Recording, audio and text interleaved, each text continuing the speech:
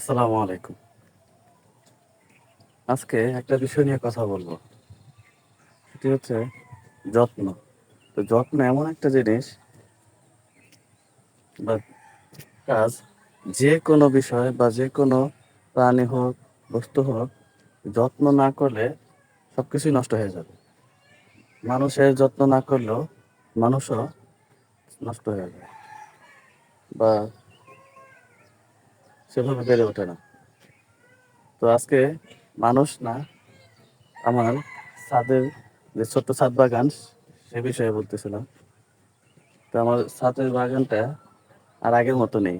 কারণ আমি এত ব্যস্ত, তো এই ব্যস্ততার কারণে আমি ছাদে আসতেও পারি না এবং এই ছাদের বাগানের যত্ন নিতে পারি না। তো আপনাদেরকে সেটাই, তার একটা নমুনা দেখাচ্ছি যে যত্নের অভাবে কি অবস্থা আমার এই ছাদ বাগানে। তো ভিউয়ার্স, এই যে দেখুন কি অবস্থা আমার এই ছাদের গাছগুলোর। এটা একটা সিম গাছ ছিল, অনেক সুন্দর এবং খুব তাজা ছিল।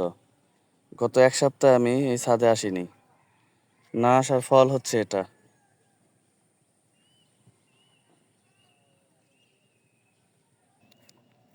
এই যে এই পাশে আমার একটি বরই গাছ ছিল। এই বরই গাছে যে বরই হতো, সেই বরইগুলো খুব মিষ্টি হতো। কিন্তু গত কয়েকদিনের বৃষ্টি না হওয়া এবং আমার ছাদে না আসার কারণে গাছটা প্রায় মরেই গেছে। কিন্তু গত কালকের বৃষ্টির কারণে গাছটি আবার প্রাণ ফিরে পেয়েছে। এই যে দেখুন, এই যে এটি একটি কালো মরিচ ছিল, এটিও মরে গেছে।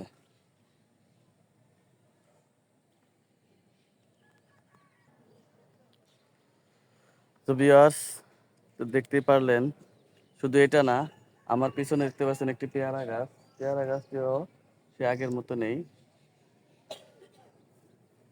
সেটিও প্রায় মরা অবস্থা। যেটা ডালিম গাছ, ডালিম গাছটা বৃষ্টির কারণে তাজা হয়েছে, তাছাড়া বৃষ্টির কারণ না হলে এটাও মরে যেত। প্রায় অনেক গাছের ক্ষতি হয়েছে আমার। এই যে পাশে বেগুন গাছ দেখতেই পাচ্ছেন।